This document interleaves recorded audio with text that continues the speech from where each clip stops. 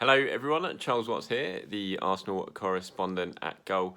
Thank you for all your support on these videos. I'll start off with this little thank you message because, well, in recent times, certainly the last couple of weeks, my subscriber count has gone way up and the number of views, number of people watching the videos has gone way up as well. So I do appreciate all the support and thank you for sticking with me during these first couple of months of this channel, which has been pretty difficult. Considering I launched it about a week before lockdown started, and my sort of idea behind launching it was going to be trying to take you a little bit behind the scenes and what it's like to be an Arsenal reporter covering the club, and do videos from the after press conferences at games and things like that. And obviously, not quite worked out as planned given what's happened around the world, but touch wood, we're getting very, very close now. Arsenal obviously back in action on Wednesday night. I'm not going to be going to Manchester City just because of how difficult it is for the press to get into games now. Only allowed 25 written press at matches, and when you think normally there's about sort of 80, 90 who apply for games, it's going to be very hard for getting for the away games. I will be at the Arsenal home games.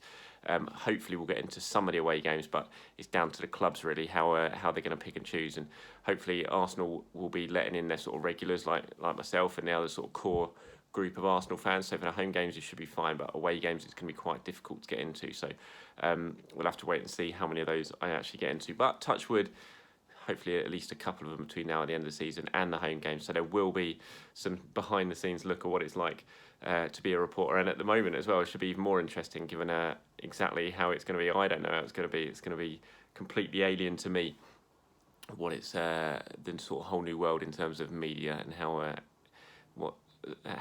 we're able to work in stadiums now. Completely different to what we're used to. Anyway, I thought I've been promising for the last week or so that I was going to come on and do one of these Q&As that I do, and I put out a message on Twitter earlier in the week and had lots and lots of responses to it.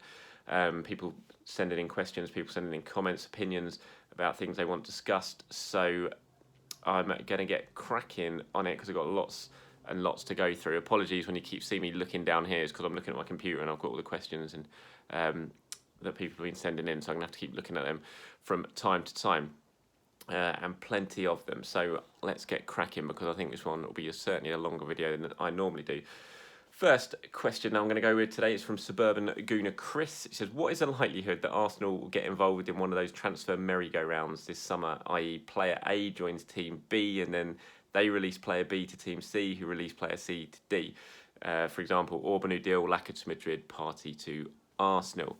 I think it's very high. I don't think it's just Arsenal in terms of the chances of those sort of deals going to be high. I think it's going to be high across the board just because clubs are going to have to be so creative when it comes to getting their transfer deals done due to lack of funds, due to, basically that's it, due to the financial implications that are brought on by the pandemic. Clubs are going to be have to be really careful with their money. They've got to be really clever in terms of how they're going to prize players out of other clubs. It's going to be really, I'm intrigued by the transfer market this summer. I really am. It's always an interesting time anyway. It was a stressful time, certainly for journalists. But I'm really intrigued about how this one's going to go because it is so different. And everyone you speak to, everyone who's involved in transfers in terms of Arsenal and agents and everything, just says that this window is going to be crazy. It's going to be so difficult to get deals done. You're going to see different sort of deals to the usual. I think swap deals, I've said that before, we're going to see much more of those. Loan deals, clubs are certainly going to be exploring the loan market. I think you'll see some big players potentially going on loan, something you don't normally tend to see.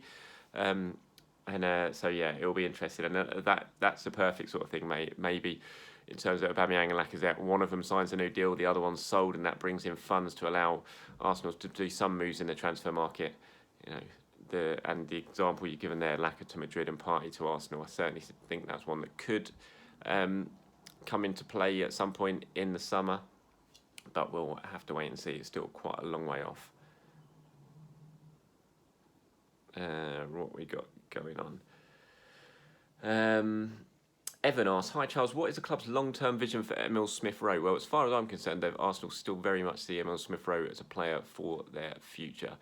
When he signed his new deal fairly recently, and then went out on loan to Leipzig last season, it was never a loan with view to a possible permanent move. Arsenal were adamant at that point he was going to come back. It was a loan to help him develop. He was going to come back and be a key player for the club over the next few years. Obviously, it didn't work out for him at Leipzig because of the injuries. Now he's gone to Huddersfield. He's done very, very well. You talk to anyone at Huddersfield, they rave about Emile Smith-Rowe. They love him. They love what he's doing. Think he's a real talented player. They think he's nailed on to go on and be an England international. And I really rate Smith-Rowe. I think he's a fantastic player. I love what he brings. I love his knack of getting into goal-scoring positions. He's a good, calm finisher as well. And yeah, as far as I'm aware, Arsenal's long-term vision is still very much to keep Emile Smith-Rowe at the club and to try and get him into the first team. It's very difficult, as he can be a very talented kid, and it's not always easy to make it into the first team. So I'm not saying he's going to come back from Huddersfield and going to be force his way into the first team, but in terms of how Arsenal view him, they still, they're not hoping to get rid of Smith-Rowe. I don't think he's one of the players that Arsenal will be looking to move on to potentially raise money. They would much rather him stay at the club and have a good go at getting towards the first team. Obviously, you've got to caveat that a little bit. If someone comes over with a stupid bid for him this summer, then pretty much I think everyone's for sale because of the situation Arsenal and all clubs are in. I think it's very difficult to say any player is absolutely unsellable, but I do, as far as I'm concerned, people I've spoken to about Emile Smith-Rowe, he's still very much part of the club's future, and they believe in him and they want him to stay and play a big part in the next couple of years. Elroy asks, are we expecting any additions to Arteta's backroom staff? Not at the moment, I have to say. It depends what happens in the summer. I think Freddie Ljungberg's an interesting one to keep an eye on. Obviously, he's part of Arteta's first team management staff at the moment. Enjoying himself, he is enjoying it. I know he wasn't exactly the happiest at how things went around the time when he was interim boss and then he left. But I think he's quite settled now and he's enjoying himself. But Freddie wants to be a manager. He wants to be a head coach. I think if someone came in for Freddie in the summer and there was an opportunity for him to move on and become a head coach, then he would take it, and then Arsenal would look to bring someone in to fill that void left by Freddie. But I think at the moment I'm not expecting any major additions to Arteta's backroom staff. Sarge asks, what signings are a must-need for Arsenal this summer? Well, for me, centre-back is absolutely key. I think, obviously, Saliba's coming in. That's a big deal. Arsenal's so excited to get Saliba, such a talented player, so much potential. I still think they need another centre-back. I know that Pablo Mari that move is expected to be turned into a permanent one, but I still feel they possibly need something more as well. I'd say if you're including Mari as a new signing, and Saliba, I think you still need someone more, because you look at Luiz, 1 year left on his contract, Mustafi, 1 year left on his contract. Luiz has got any years left on his contract. I expect him to sign a new one, potentially for a year, maybe for two. But as it stands, he's got no years left on his contract. And yeah, Socrates, Mustafi, 1 year left on their deal. Holding, I do rate Holding. I think he's a good defender. I'm not going to forget how good he was before the injury, but he's looked way off the pace since he's come back. He's not playing regularly, so it's really hard for him to get better, basically, because he's so rusty and he's not playing any games. So it's a difficult situation for him. So I think he should at least go out on loan next season. I wouldn't be surprised if they sell him, but I think he deserves I just think he deserves to stick around, but have a good season out on loan somewhere. Callum Chambers injured, potentially not back till the December sort of time, and we've seen with Holding how difficult it is to come back from a cruciate middle of the season and get up to speed. So centre back options, Arsenal are very thin on the ground, even with Saliba and even with Mari. So I'd like to see them sign another centre back. I know they really like Axel Disasi over in France, young defender. They've been scouting him a lot. They've registered their interest in him. He could be available for, say, 13, 14 million pounds. Not masses in this market at all. Really highly rated. Upamecano. Look, before I started this, this story's out at the moment. Arsenal have agreed a fee with Leipzig for Upamecano, and as far as I'm aware, that's not the case. And they like Arsenal like him. Who doesn't? He's one of the most talented young defenders in Europe. All the big clubs like him. They know what he can do. He's not a newcomer on the scene. He's not. I can't see him signing a new contract with Leipzig. He's only got a year left in his contract, and so Leipzig say they can't have him going on a free, so that means they will be looking to sell him this summer. I think his release clause is about 54 million pounds, something like that. But they're not going to get that. Leipzig, they'd have to accept less than that if they want to sell him this summer. If he says he's not going to sign his new contract, would Arsenal be interested in him? Absolutely, yes. Have Arsenal agreed a fee for him? As far as I'm aware, no. And I'd still be surprised if they signed him this summer. I just don't see where the money is unless they make some significant sales and they get themselves into Champions League football. I don't see that, because even though they're not going to accept 53 million for him, they're not going to get 53 million for him. They're still going to get decent money. I still think you're looking at the 30-40 million pound mark for him because of how good he is. And I just don't see Arsenal going that high. I'd be stunned. Look, it might happen. Who knows? But I know they like him. I know they've watched him a lot. I know there was interest last summer. But I'd be really surprised if he came to Arsenal this summer. Financially, I think it would be a really difficult deal for Arsenal to do, even with Leipzig willing perhaps to take less money than his release clause. I'd be surprised. And in terms of the stories that I'm seeing today, that Arsenal would agreed a fee and agreed something with Leipzig that he will be going there. I'm not sure. There's too much substance in those, I'm afraid. So yeah, that's one area. Centre back, I think right back they need to as well. Is key, because obviously we've got Bellerin, and I really like Hector Bellerin. And touchwood, he gets back to sort of peak sharpness, which we didn't really see before the lockdown after that long cruciate ligament injury he had. So I do think they need a right back. Cedric Suarez, they haven't taken up the option yet. There is an option to sign him on a permanent basis, 4-year contract. That was agreed when he signed his loan deal in January. Obviously, his loan moves have been a bit of a disaster because he came injured. He wasn't back to fitness before lockdown. Now lockdown's come on, he's got another injury, really nasty sort of facial injury. He's wearing a protective mask at the moment. Hasn't played in the friendlies.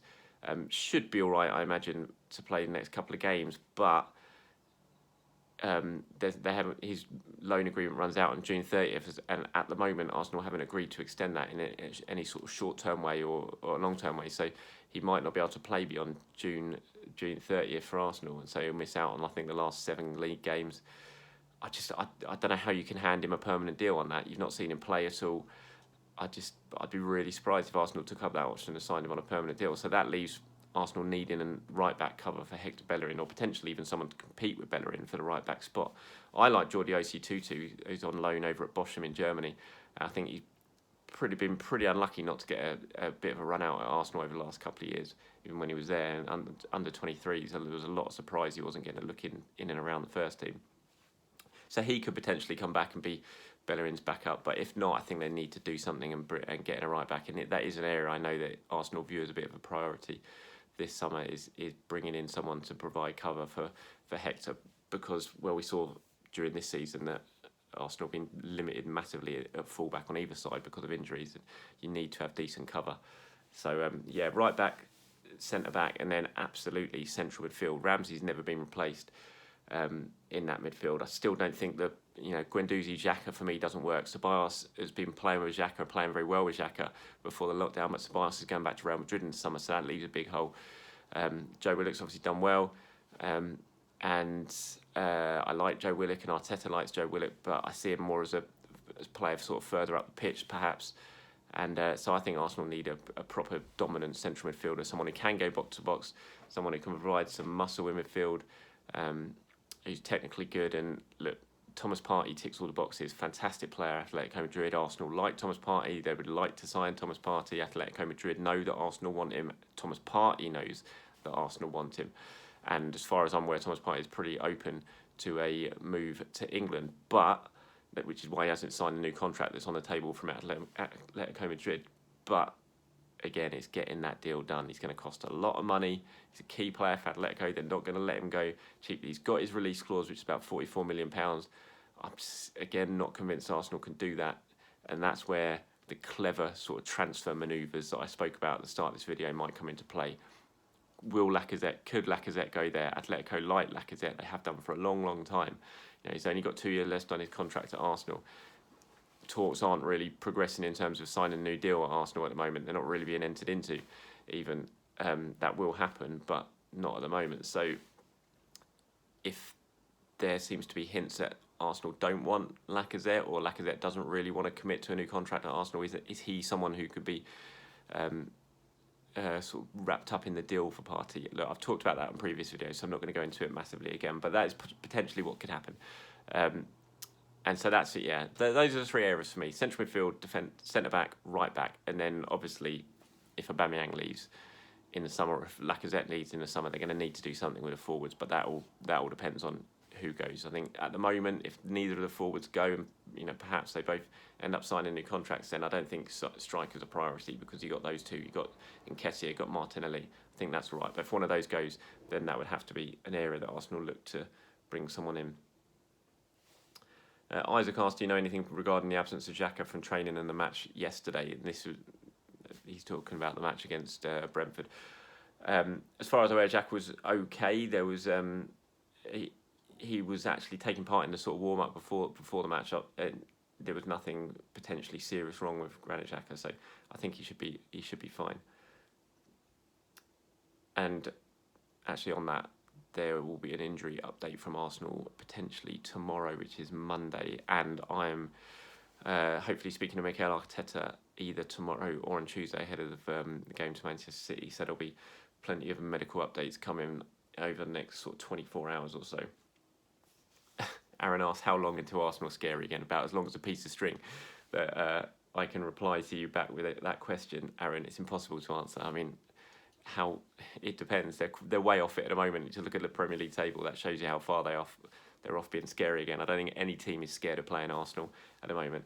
The only way Arsenal are going to be scary again if they sort out the defence, they stop conceding goals at ridiculous amounts they have done over the last few years. Hopefully Mikel Arteta will do that. Will be able to do that. He did start tightening things up before the lockdown, but as we saw in that game against Brentford in the friendly, there's still the defensive, the poor defensive side of things is still there. We saw it in all three goals against Brentford. So I think it's going to be a long time to Arsenal are scary again, but I still think they're on the right track. That's not me being negative. I still think they're on the right track, but they're not going to be scary until they sort out their defensive issues, which they've had for years under Wenger, under Emery, under Arteta. Until they sort those out, they're not going to be a scary proposition for any team. I think any team enjoys playing Arsenal now, which was never the case before.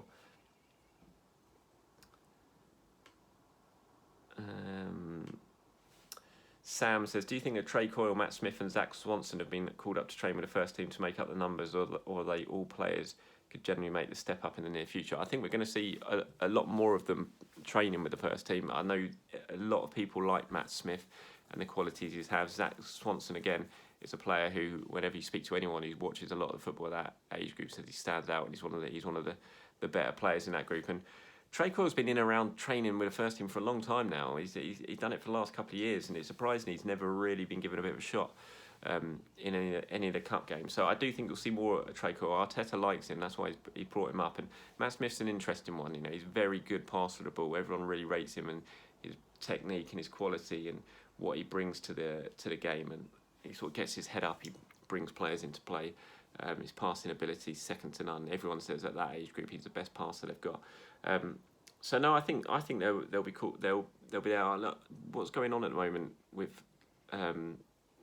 the pandemic and the financial issues we've talked about, the transfer issues that Arsenal and other clubs are going to face, means that they're going to have to turn to youngsters more and more. And Arsenal are fortunate that they've got one of the best crop of youngsters coming through out of anyone in the country, and it's all down to the hard work and the investment that's been put in at Hale End over the last few years. So I think they'll absolutely be involved in and around the first team going forwards. Maybe, I'm not sure they'll play too much between now and the end of the season, because there's still plenty for Arsenal to play for, and they're still going for the European spots, and they need to get into at least the Europa League spot. But I think going forward into next season, when the cup competitions start up again, then yeah, I think those three are certainly players that Arteta will look to promote and to give game time to.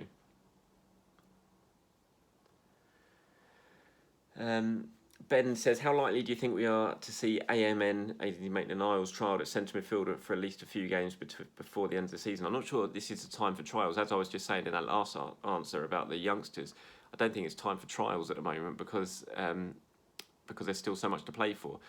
I think Maitland-Niles, if he is going to play, he's going to play in midfield just because it's clear he doesn't want to play at right back anymore. Arteta has sort of abandoned that idea before the lockdowns, playing Socrates there. And even in the friendly games, we've seen Socrates at right back and Maitland-Niles has been in midfield.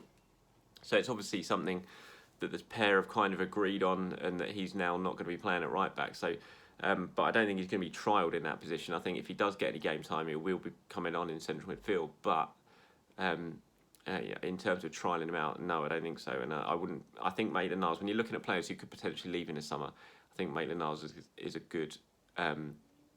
It's a good possibility that he might go if a decent bid came in for him. He wants to play central midfield. I don't think he's going to get that opportunity at Arsenal. Certainly not a lot, on a regular basis. So I think it'd be probably a good time for Maitland-Niles this summer to head off and try something new. Loazi asked, what's the Partey situation? I've talked about Thomas Partey already in this. I'm not going to go deep into it because I've talked about it in previous videos, and as far as I'm aware, nothing's moved on from that. Arsenal want him. He knows about that. Atletico want about that. But in terms of bringing that deal all together, then we're not going to know anything until the summer, until the season's finished, and until we know what sort of money Arsenal might have to play with, what European competition they're going to be in next season, and potentially if we know if fans are going to be starting to be let back at some point next season into the stadium. So I don't think there's been any update on the Partey situation from the last couple of times that I've spoken about it. Brenda asks, what's Arsenal's grand plan for the transfer window? Again, I've already spoken about that. I'm not going to go over it and repeating it. I'm not ignoring your question. It's just that I've already answered it. I've said where the priorities are: central midfield, centre back, right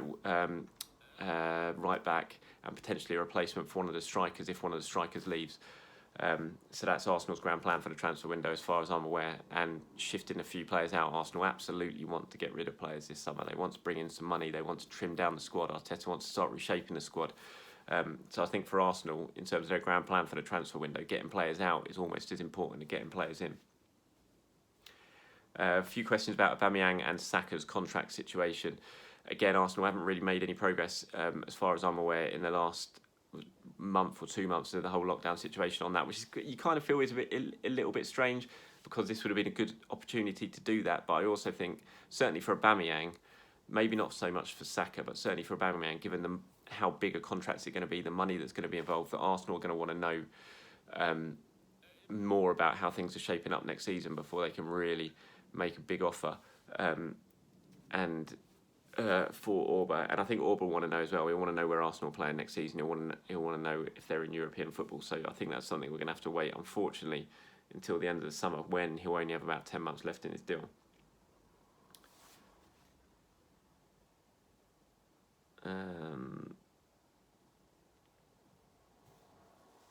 Let's see what else. So there's a lot of these questions. Like I've said, I'm not ignoring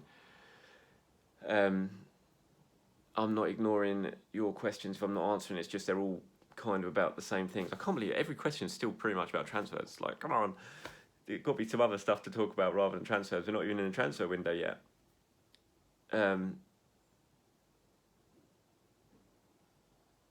Oki says, where do you think the team will finish this season? If the team finish outside Europe, how will you rate Mikel? I'm not rating Mikel on anything that happens this season, really. I think he took over such a mess, and it was such a mess. I don't care what anyone, even people who supported Emery, say. Behind the scenes, it was honestly, that squad was broken when Emery left and Arteta came in. It was on its knees. And I think he's done a really good job so far. I think he's rebuilt confidence. He's got players back on side. I thought the results started to improve. Performances certainly started to improve, and results slowly started to improve. Before lockdown, they were beginning to turn the draws into wins as well. Still unbeaten in the league in 2020. So for me, the positive signs were there. So I think Mikel's done a really, really good job, and I'm not going to slag him off if Arsenal don't qualify for Europe this season, because I think the damage was done miles earlier in the season when so many points were dropped, really poor points were dropped, and the damage that was done mentally to the team. I think Arsenal will probably just about scrape into Europe this season. I think for me, I know they're only 5 points off fifth, and fifth could be enough for Champions League, but I don't think Arsenal are going to trouble the Champions League places this season. I just think it's too much of a big ask, and they've got some really tough fixtures between now and the end of the season. So I think Europa League's, I think they'll just about probably scrape into that. Look, they might win the FA Cup as well, but I'm not going to judge Mikel on what happens. If Arsenal have a bad end to the season, they end up finishing where they are now, 9th or 10th. I'm not going to slate Mikel and say he's done a bad job, because I just remember vividly where Arsenal were when he took over. If you'd spend, like I did, just a few minutes down at the training ground watching them train in those last days of Unai Emery, it was horrific how bad it was. It really was. And so I'm not blaming Mikel for anything that happens this season. Niall says, what type of money do you think could be generated from the sales of El Neni, Mickey, Holding, Socrates? Well, you sort of look at those, like, I don't think you're going to make much money for that. Like, even before the whole pandemic and the financial issues that that's brought on, I don't think you were going to make tons of money from those players. I mean, Mickey's getting on, he's only got a year left on his deal. Socrates only got a year left on his deal. You're going to get next to no money for Socrates.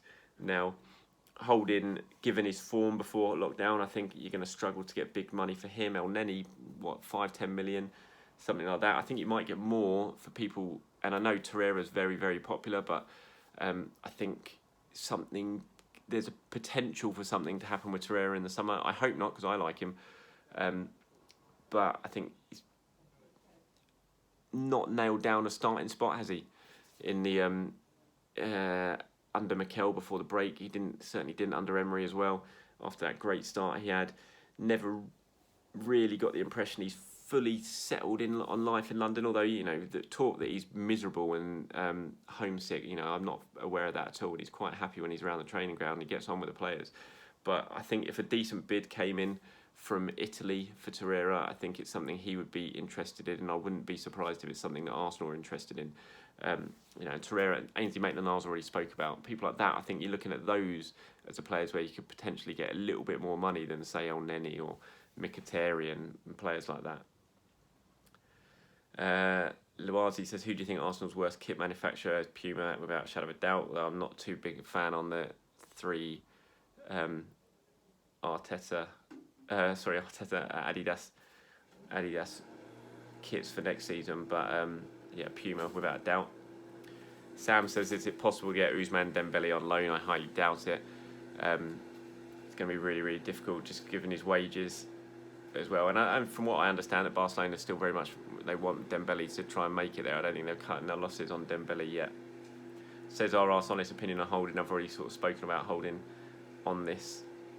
I like him, but I do think a loan would be great for Holding next season. Give him a whole year of playing and see if he can get back to the sort of form he showed before the injury.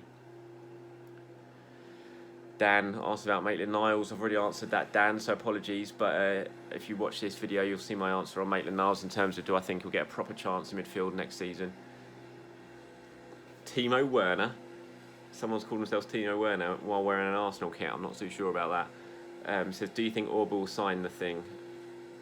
It's such a tough one with Orba. I think before the lockdown, I was pretty sure Orba was going to go. I think now, I still think the likelihood is he'll probably go, but there are different things in this now, because I think it's going to be harder for Arsenal to sell Aubameyang this summer, because they're not going to get massive money for him at all. I think when in January, and there was interest for him in January, and they made it clear, Arsenal, they were looking for about £50 million for Aubameyang in January. And they, you know, the clubs that were interested, Chelsea, Barcelona, they weren't going to pay that sort of money. Arsenal then would have been thinking, we'll get to the summer, we'll still at least get about £30 million for him, just given who he was and his guarantee for goals. But I think now, given the financial issues facing all the football clubs across Europe, and the fact that the season's been extended, so Aubameyang's only going to have about 10 months left on his contract, that the clubs are going to look at it and think, no, we'll wait for the summer, next summer, when it'll be a free transfer.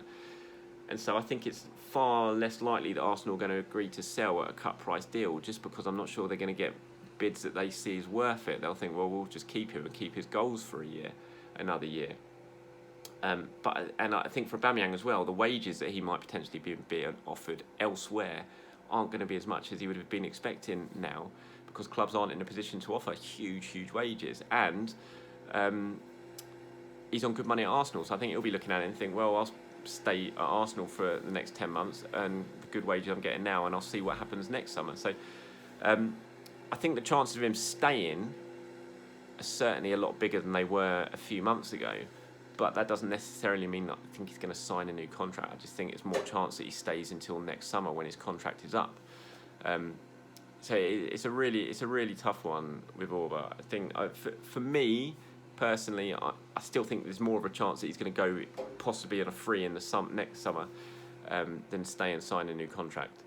But I know he really likes Mikel Arteta. I know Arteta's desperate to keep him. Is going to do all he can to convince him to stay. So the next couple of months are going to be so important. In terms of where Arsenal finish, can they get themselves into at least European football spot? Because Auba will be desperate to play in European football, given he's now 31. He won't want to have a season outside of Europe. At his age, you'll want to keep playing at the very top level. Can Arsenal show under Mikel Arteta that they're going in the right direction to convince Aubameyang to sign that new contract? So I think the next couple of months are so important when it comes to Auba in his future. Little Mozart says, can you ask Arteta to sign Cazorla for next season? That would be a nice little swan song, wouldn't it? Interesting. Cazorla's out of contract with Villarreal this summer. It'll be interesting to see what he does. He says he's made his decision about what he's going to do, but he hasn't told anyone yet what it is. But it'd just be great to see him back at Arsenal. He's not going to come back as a player. It's just not. He's too old, and they're not going to give him the wages at his age. But it'd be great one day to see him back as a coach, and I'd love to see him have a friendly where he plays again, wears a shirt one last time. He wants that. Arsenal want that. They know the way it all ended was just not. It wasn't what everyone wanted. I think he could have been involved in the Emirates Cup this summer, but that's not going to happen now because of the whole behind closed doors type thing. So maybe I have to wait a little bit longer to see Cazorla at the Emirates with the Arsenal fans, who really wants to have a big sort of send off and thank them for the support they gave him over the years. But I don't think they're going to sign him as a player, no. Karan says, what do you think Arsenal need to do in order to win the league within the next 3 years? Well, they certainly need to sort their defence out, because they're not going to win the league with this defence. And they're going to need to spend some money and bring in some better players. Simple as that. I think they've got a good head coach. I think they've got some great youngsters. And I think they need to get Aubameyang to sign a new contract, because I think they've got far more chance of winning the league when you've got a striker like Auba. So that's it for me. If Arsenal are going to win the league, or even start challenging to win the league, they've got to sort their defence out. Absolutely top priority. We've been saying it for years. They've got to do that, and got to bring in some more quality just to add to the squad, and keep Aubameyang. Simple as that. Any news on when Saliba looks to start training with us? Says Reece Nelson. Not at the moment. I'm aware. I think Arsenal just give him some time to rest up now. After the French season obviously was cancelled, and I think he'll still come in at the end of this season. He can't play for Arsenal this season, even though the French League has been cancelled. He can't play for Arsenal, so I think he'll just come back in the summer when the rest of them do.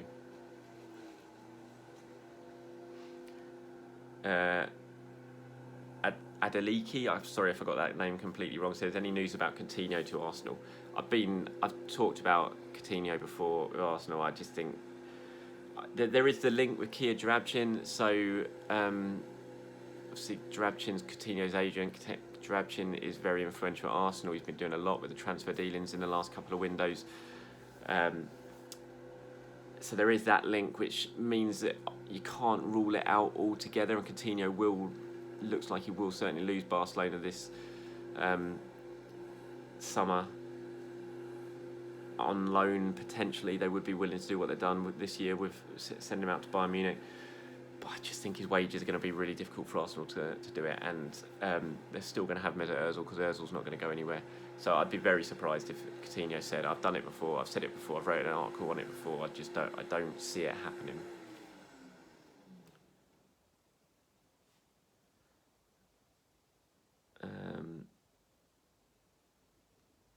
Let's see what else we got. A lot of these are the same, so I'm not going to go over them.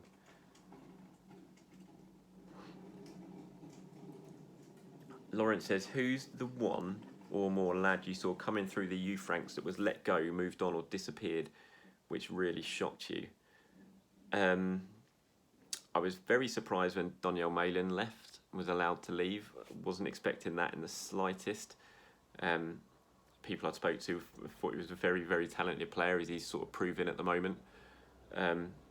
Over in Holland, since he's gone back there, I was very surprised he was let go.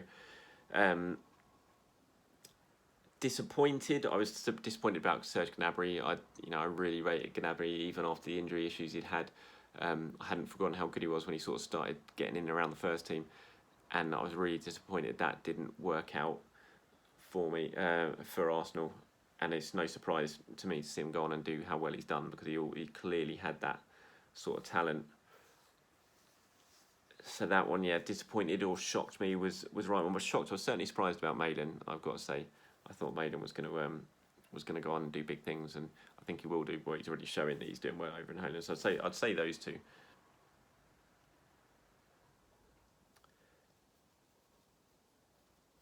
A couple of people asking about Arteta's long-term plans with Torreira. As I've said already on this, Torreira and his future, I just wouldn't be at all surprised if he's a player that Arsenal think they could get some good money for this summer. And if a decent bid came in from Italy, then he might be someone they would be open to selling, as disappointing as that is, because I think he's a very good player.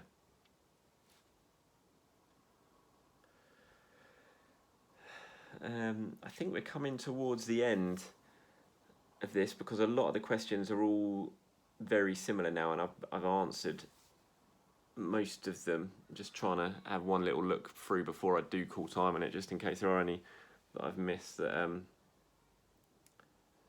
are worth answering. But they're all very similar. It's all about Thomas Partey. It's about Aubameyang contract, Saka's contract, Saliba. It's all stuff that I've answered. So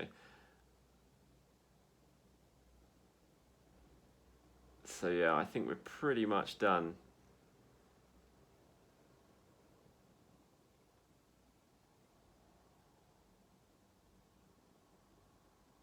Yeah, I think we're pretty much done. I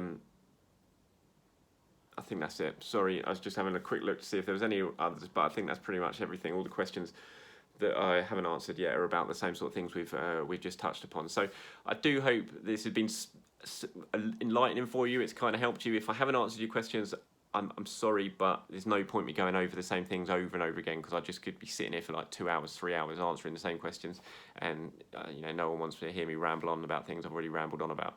So thank you very much for all your questions. I'll try and do another one of these in the near future as we get towards the transfer window, and as things become slightly clearer, it'll probably be easier, because whenever I do ask to do a Q&A, all the questions invariably are about transfers, and it's hard to sit here now and give definitive answers, because there's so much uncertainty and so much is still up in the air.